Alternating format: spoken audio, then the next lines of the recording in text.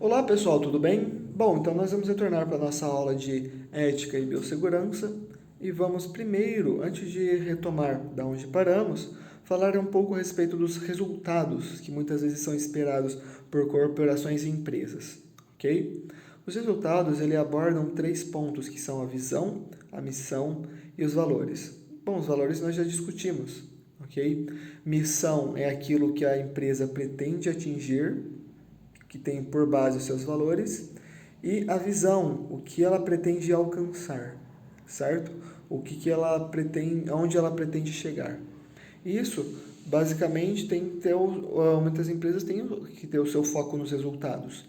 Porém, os resultados, eles podem muitas vezes estar em contrapartida com os valores, ok? Muitas empresas acabam agindo na ilegalidade para que elas possam cumprir com seus resultados e valores.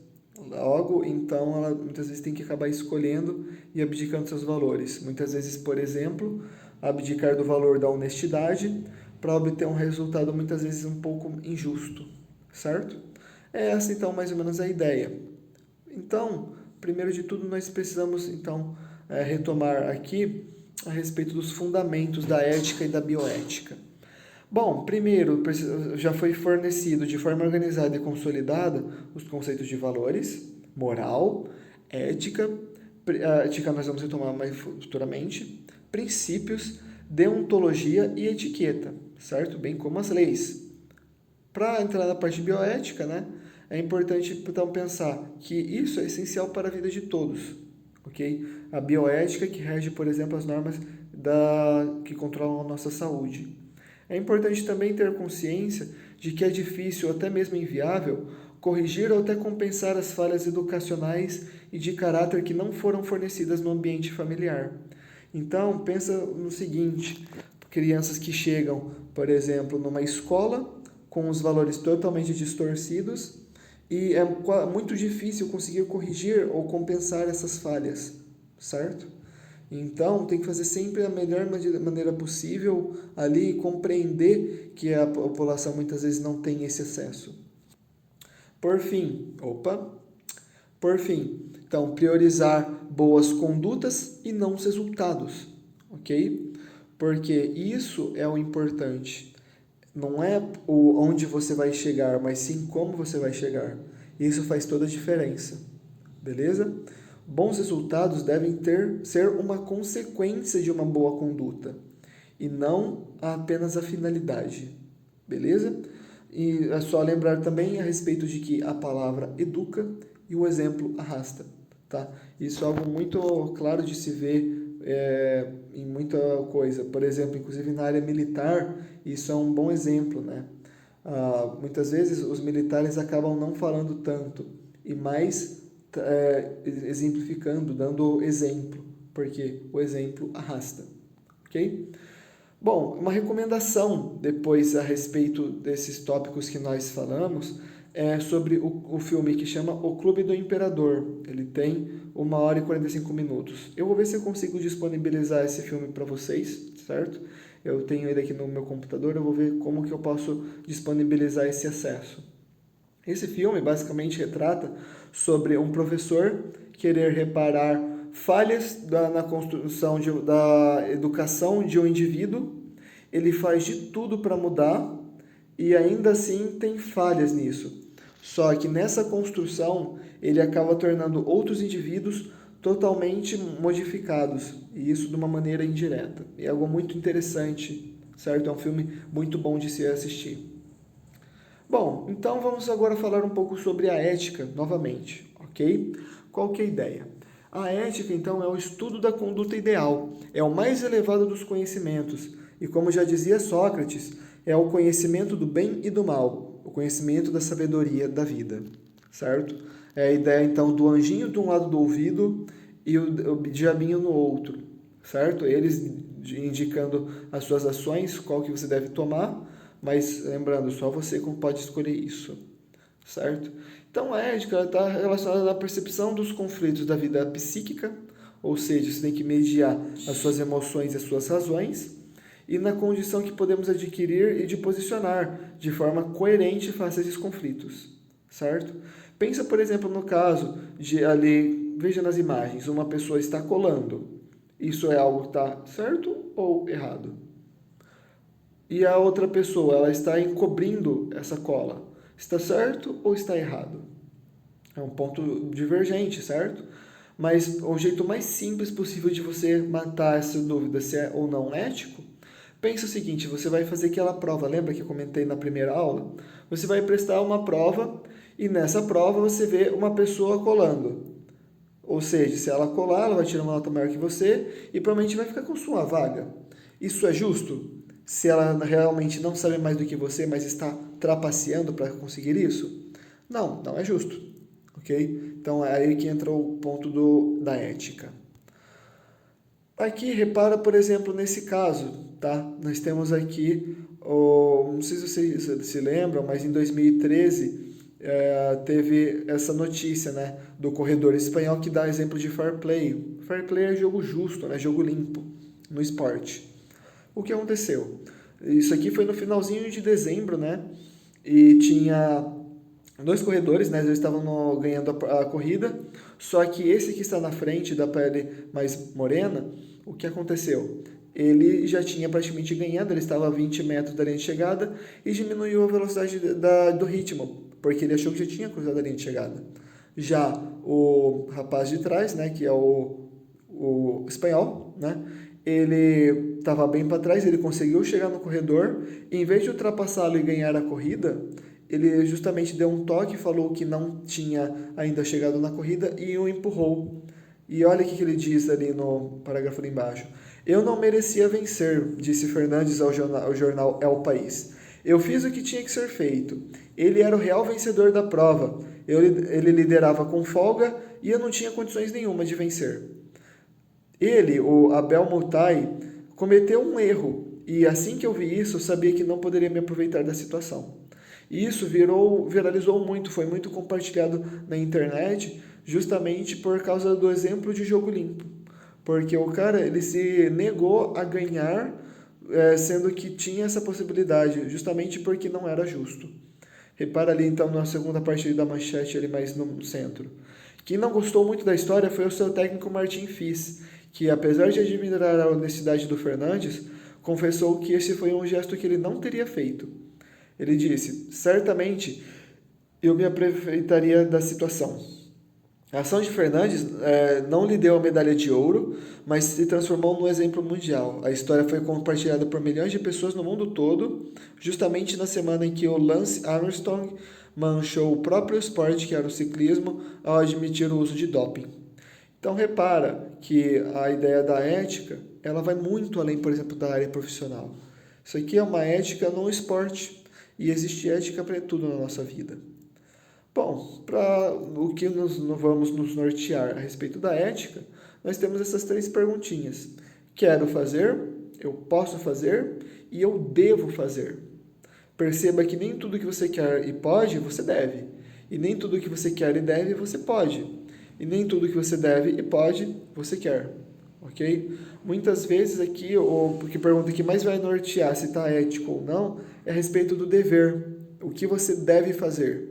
Agora, se você quer e você pode, aí já são limitações que ou vem do seu próprio psicológico, se você quer ou não quer, e das condições que você tem no momento, de você poder ou não poder, a respeito das permissões que você tem, às vezes, do seu superior. Ok? Bom, resumindo então, o que é ética? Ética é o conjunto de regras e preceitos de ordem valorativa e moral de um indivíduo, de um grupo social ou de uma sociedade. Valores são o conjunto de características de uma determinada pessoa ou organização, que determinam a forma como estas se comportam e interagem com outros indivíduos e com o meio ambiente. A palavra valor pode significar merecimento, talento, reputação, coragem e valentia. O que é moral? Já a moral, então, é o conjunto de regras, costumes e formas de um determinado grupo social, que define o que devemos ou não devemos fazer naquele grupo, certo? Etimologicamente, o termo moral tem origem no latim moralis, que significa relativo aos costumes, ou seja, algo mais regional. Reparem, por exemplo, nesse caso aqui, apenas para comentar a perspectiva da ética num cenário mais global. Em 1970, lá na China, nesse país foi instituída a política do filho único, ou seja, todo casal não poderia ter mais do que um filho. A ideia principal era controlar o crescimento da população e facilitar o acesso à educação e ao sistema de saúde.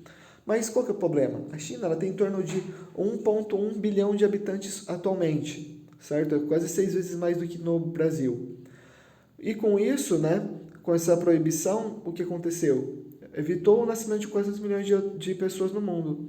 Entretanto, isso fez com que o número de abortos seletivos, né, fossem crescidos, né, principalmente do sexo feminino, pois na cultura chinesa, o filho homem que tinha responsabilidade de cuidar dos pais, dar um enterro, né, e de que somente os filhos poderiam herdar os bens da família.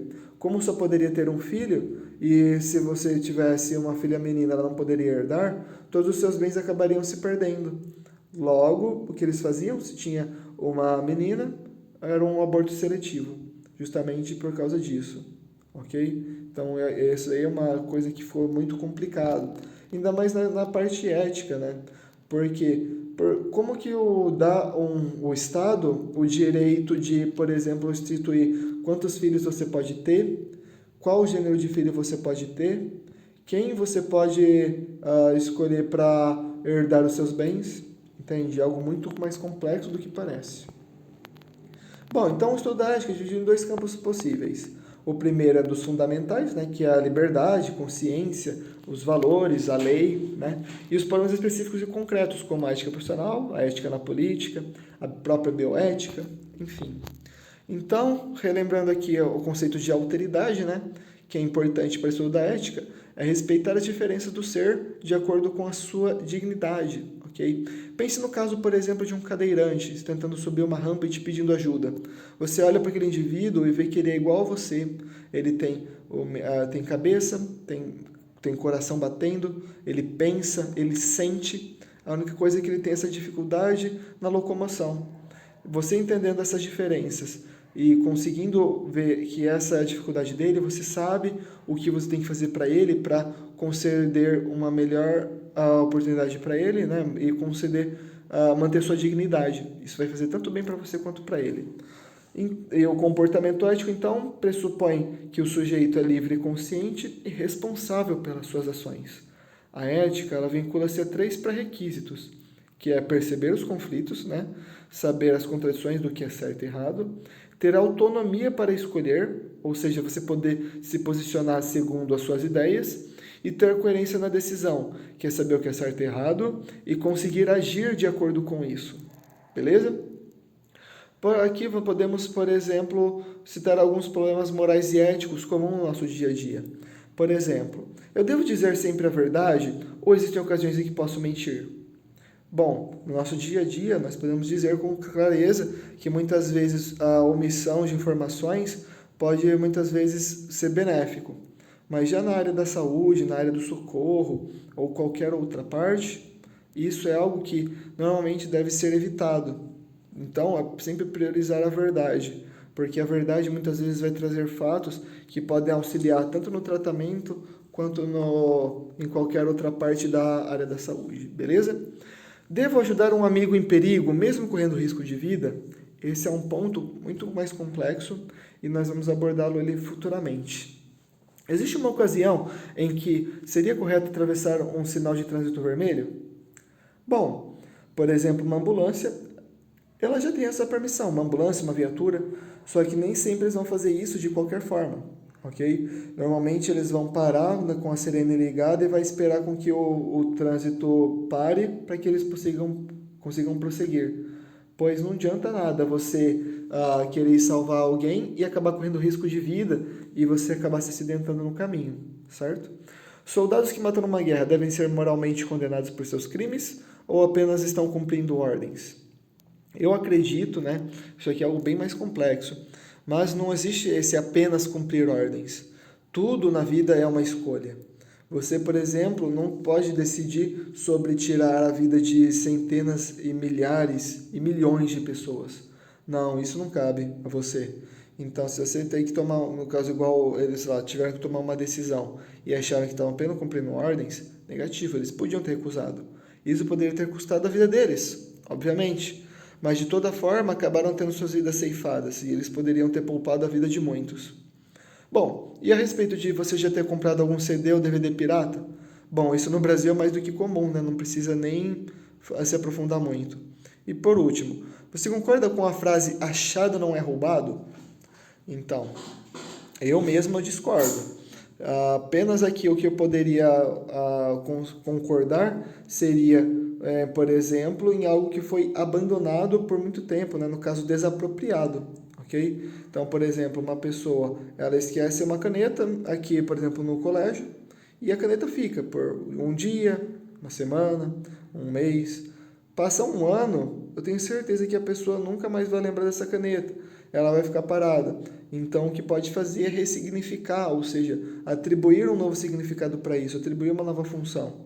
Ok? Então, é mais ou menos essa a ideia. Isso eu acho interessante. Beleza? Aí, agora uma questão interessante. Como que eu devo agir perante os outros? Essa atitude, ela deve ser baseada em 4 pontos, como já conversamos. Que é o ser ético envolve ser consciente, que é poder refletir sobre as ações.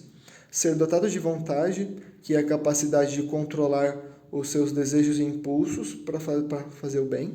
Ser responsável, que é reconhecer-se como o autor da ação, certo? Não ser uma pessoa isenta. E ser livre para tomar essa decisão. Bom, como diz alguns, né, alguns especialistas, ser ético é praticar atos em benefício de você e dos outros, mesmo sabendo que ninguém está te observando.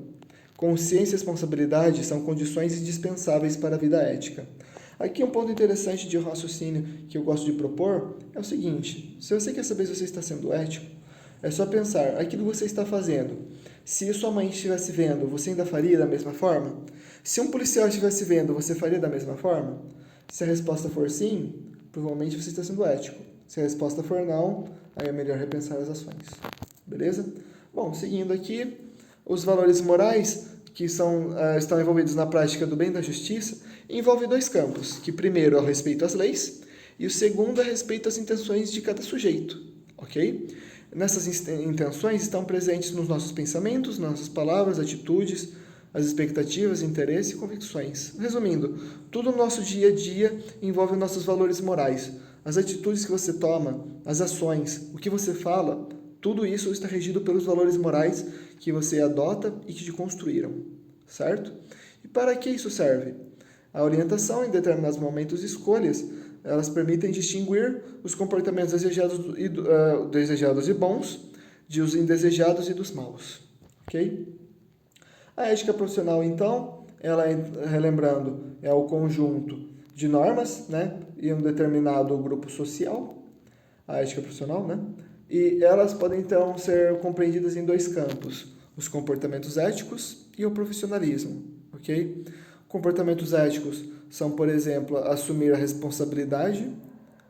Outras seriam, por exemplo, preservar a integridade da imagem sua e do outro, gerar benefícios coletivos, cooperação, ser assíduo, ser pontual, proativo, certo? Já profissionalismo tem a ver com a sua característica profissional, ou seja, a sua aptidão, né, que é o seu talento para fazer aquilo, a sua autonomia, né, a sua segurança, a sua vontade, a sua motivação, dedicação, as suas necessidades, o seu compromisso e o seu comprometimento. Beleza? Então, para você saber a respeito da ética profissional, primeiro pense: você está sendo um bom profissional? Você está agindo de maneira adequada? E você está realizando corretamente a sua atividade? São boas perguntas norteadoras, certo? Então, a ética profissional, como já dissemos, né, é um conjunto de deveres profissionais que passa a ser obrigatório, ok? São exemplos disso, por exemplo, de um auxiliar de almoxerifado verificar a umidade no local que vai guardar os alimentos, porque isso pode estragar. Logo, para ele ser ético, ele tem que fazer a conferência. Um médico cirurgião, ele tem que conferir as suturas para ver se o corpo do paciente não vai ficar frágil e acabar tendo uns problemas mais graves. Um contador, ele tem o objetivo de impedir a fraude. O engenheiro civil, ele utiliza materiais indicados na construção de uma obra, em vez de, por exemplo, baratear alguns preços, reduzir alguns custos e tal, certo? E o que esses profissionais têm em comum é que todos estão agindo de forma ética e correta, visando o bem comum para que todos acabam ganhando no final das contas, certo? A bioética, então, é mais ou menos a ideia da ética voltada para a vida, certo? Então, a ideia da bioética é usar de todos esses artifícios, né, de acordo com valores advindos das transformações sociais e científicas, beleza? Antigamente, né, houve uma frase citada por Van Rensselaer Potter, em 1971, que dizia que os valores éticos não podem estar separados dos valores biológicos. Nós, como indivíduos, não podemos deixar o nosso destino, da nossa sociedade e do nosso mundo na mão de pessoas que não se importam com os valores éticos e morais de suas profissões. Assim, fez com que filósofos, cientistas, religiosos, políticos e sociedade pensassem e repensassem as suas atitudes de acordo com os valores humanos, certo? Bom, aqui então nós temos alguns exemplos do livro Anjo da Morte, né, que foi redigido por Joseph Mengele na época nazista, em que pesquisas foram feitas e que ceifaram diversas vidas humanas apenas com a finalidade de pesquisa, certo? Então foram estudos que envolveram, por exemplo, o esqueleto humano, a respeito de temperatura corporal, quanto tempo um ser humano aguenta ficar em baixa temperatura até desfalecer, a respeito também de doenças de transtornos mentais, por exemplo, modificação da cor dos olhos, fazer abortos obrigatórios, abortos espontâneos, anticoncepcionais, anticoagulantes, entre outros tipos de medicamentos, certo? Atualmente, todos esses estudos devem cumprir com diretrizes bioéticas, para que proteja o sujeito da pesquisa e aquele que também está sendo alvo da pesquisa, certo? Garantindo a saúde a todos. Basicamente, ficou por aqui, né? Agora vamos falar um pouco a respeito da ética do socorrista, né? E também abrange alguns outros a parte da área da saúde, então vamos pegar e dar uma sintetizada, tá? Aqui qual que é a ideia? Qualquer função que você for executar na área da saúde, você tem diretrizes a se seguir, né? De maneira que você permita o bem alheio e o bem a si próprio, ok? Então são exemplos, por exemplo, tirar fotos e fazer vídeos das vítimas, isso é totalmente incorreto, totalmente antiético, né? Além de ser uma falta de respeito e agredir a privacidade da vítima, registrar através de fotos ou vídeos pessoas acidentadas, feridas ou mortas é um crime. A legislação entende isso como vilipêndio de cadáver e o responsável pode receber uma pena de até 3 anos de reclusão, certo? Esse aqui nós podemos citar como, por exemplo, o que aconteceu há alguns anos atrás no acidente do Cristiano Araújo, se eu não me engano esse era o nome dele, e algumas pessoas tiraram fotos do corpo dele no necrotério, justamente porque ele era uma pessoa famosa. Isso fez com que elas ganhassem um processo muito gordo, né?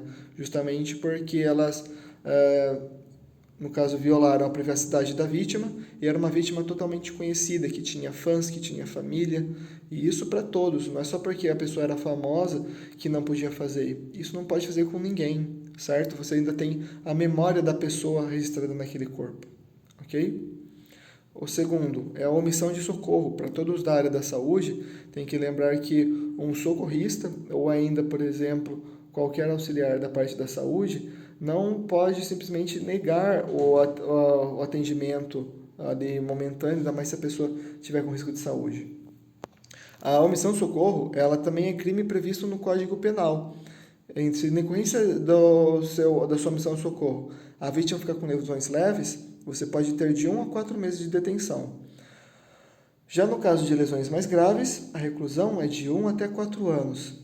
E se em decorrência da sua omissão de socorro, a pessoa acabar falecendo, a pena será de 4 até 12 anos de reclusão. Então, é algo que tem que prestar muita atenção e tomar muito cuidado, certo?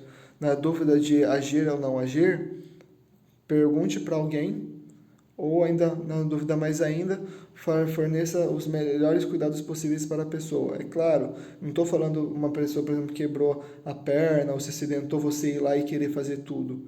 Mas só o ato de, por exemplo, você ligar para a emergência, pedir para a população se afastar, tentar acalmar a vítima, talvez garantir mais segurança, como, por exemplo, às vezes parar o trânsito. Isso daí já é mais do que suficiente para garantir uma sobrevida para essa pessoa, ok? O terceiro, não se atentar para a própria segurança e colocar a própria vida em risco. Esse foi um questionamento moral que teve anteriormente, né?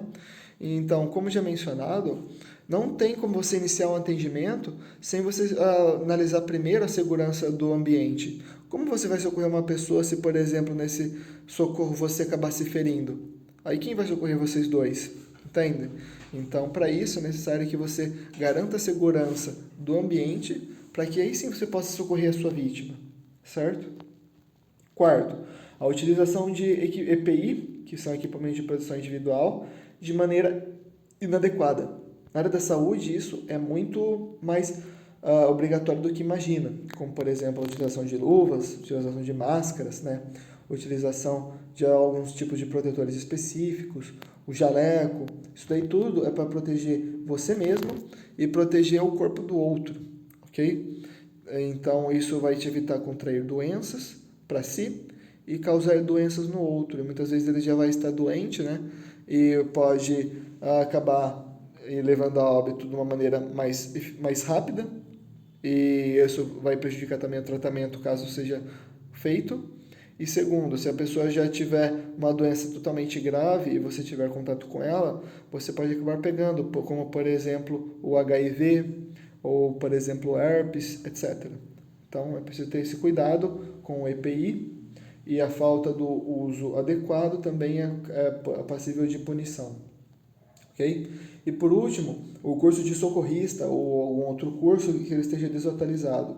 Por quê? Isso, qualquer curso que você fizer na área da saúde, ele tem uma atualização muito rápida. Então, às vezes, cada 2 anos ali, os métodos já são novos, já tem novos equipamentos, já tem novas técnicas, novos modos de se lidar que você precisa aprender. Você estando desatualizado, você pode, além de fazer um atendimento mais precário, também acabar comprometendo a saúde da população, entendeu? Então, de todo modo, que é muito importante você estar sempre atualizado com o seu curso para que você consiga manter isso. Mas para quem já vai sair daqui e atuar direto na área, pode ficar tranquilo, porque a maioria praticamente todas as empresas, elas já fornecem cursos de atualizações, porque elas querem seus profissionais já na melhor forma possível para atuar. Então, isso é muito importante. Agora, uma pessoa que, por exemplo, faz um curso desse e acaba ficando alguns anos sem executá-lo, muitas vezes seria muito interessante fazer este curso novamente ou apenas pedir uma atualização para que não ocorra o risco de se deparar após entrar com uma situação que você deveria ter visto e não viu, certo? Bom, então recapitulando, aqui são alguns pontos que nós queremos confirmar só para verificar se foi compreendido ou não o conteúdo. Primeiro, moral. Aqui, no caso, é para você assinalar como verdadeiro ou falso cada uma das afirmações.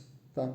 Então, moral é o conjunto de normas, princípios e costumes que orientam o comportamento humano. Ela está diretamente relacionada com as práticas culturais, portanto, pode mudar de acordo com a época, com a história e o lugar, certo? Então, isso aqui está correto ou falso? Bom, pense um pouquinho, vou dar alguns segundos.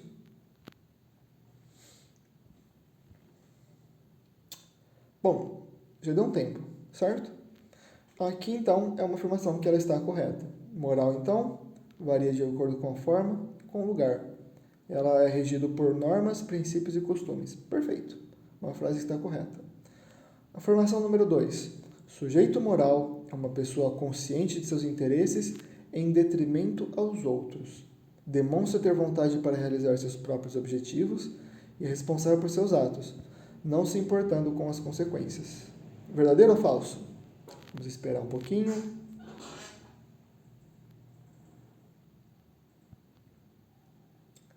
E aí, dá para pensar um pouquinho? Se precisar, pode pausar o vídeo também, ok? Aqui, então, é uma afirmação que ela está falsa. Por que ela está falsa? Perceba, sujeito moral é uma pessoa que tem os seus interesses em detrimento aos outros, ou seja, ela prefere favorecer a si mesma em detrimento dos outros. Negativo. Moral não é uma norma que ela é a respeito de uma sociedade, de uma cultura. Então, ela não rege o indivíduo, e sim um grupo, ok? Logo, essa parte está falsa. E a parte final também, ó, não se importando com as consequências. Um sujeito moral, ele se importa sim com as consequências. Aquilo que ele vai agir, as atitudes que ele vai tomar, isso importa. Porque isso daí vai ter alguns resultados que podem ser bons ou ruins. Então, o sujeito moral, ele tem que se importar com as consequências. Assim, a informação 2 é falsa. Afirmação número 3. A ética investiga, analisa e explica a moral de uma determinada sociedade. Portanto, a ética define-se como conhecimento, teoria ou ciência do comportamento moral. E aí, verdadeiro ou falso?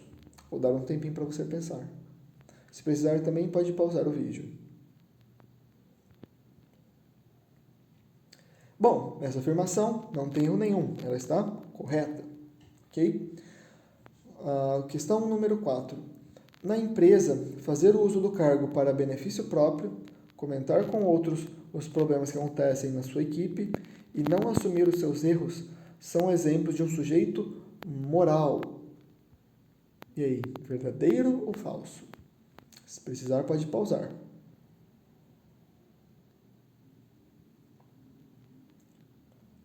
Bom, essa afirmação está claramente falsa. Ela repete basicamente os ideais da questão número 2. Então, fazer o uso do cargo para benefício próprio é algo antiético, algo imoral, ok? Essa parte está errada. Ali, comentar com os outros os problemas que acontecem dentro da sua equipe também é algo amoral, porque isso você vai estar prejudicando a imagem alheia. E por último, não assumir os seus erros são exemplos de um sujeito moral errado. O sujeito moral, ele assume sim os seus atos, ele é responsável pelas suas atitudes. Portanto, a afirmação 4 está inteiramente incorreta. Questão número 5. Na ética profissional, existe uma adesão voluntária das pessoas a um conjunto de regras estabelecidas como sendo as mais adequadas para o exercício da profissão. As pessoas que ainda não concluíram a formação não precisam seguir de nenhum princípio da ética profissional. E aí, verdadeiro ou falso? Pode pausar o vídeo se precisar. Então, essa afirmação está falsa. Primeiro, por quê? Adesão voluntária, correto. Ele diz ali que pessoas que não concluíram não precisam seguir nenhum princípio de ética. Incorreto. Você está na formação, a partir do momento que você já entra e você já tem algum conhecimento, você já participa já de um grupo de ética profissional. Por mais que você não tenha todas as responsabilidades possíveis de uma pessoa formada, a partir do momento que você já tem esse conhecimento, você já tem algumas obrigações, certo? Logo, então, a afirmação número 5 está incorreta. Questão número 6. Um pai de família desempregado, com filhos pequenos e esposa doente, recebe uma oferta de emprego para o qual deverá ser desonesto. A decisão dele em recusar demonstra o seu comportamento moral. E aí, verdadeiro ou falso? Se precisar, pode pausar o vídeo.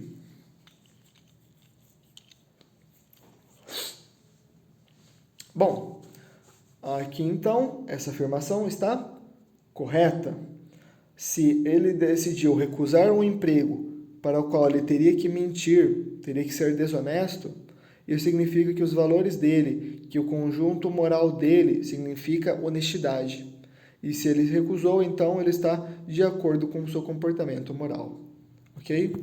Então as respostas estão aqui. Ok? A 1 é verdadeira, a segunda é falsa, a terceira é verdadeira, a quarta é falsa, a 5 falsa e a 6 é verdadeira. Ok? Bom, aqui nós terminamos a nossa aula. Eu vou deixar por mente algumas questões lá na plataforma para vocês acompanharem. E fiquem à vontade para assistir às aulas quantas vezes forem necessários para resolver as questões e tirarem as dúvidas, certo? Finalizamos aqui então com uma frase portuguesa que diz que tu te tornas eternamente responsável por aquilo que cativas. Ou seja, você se torna sempre responsável por aquilo que você cultiva, por aquilo que você faz, ok? Então, boa semana, bons estudos, espero que tenham gostado da aula e nos vemos futuramente. Até mais.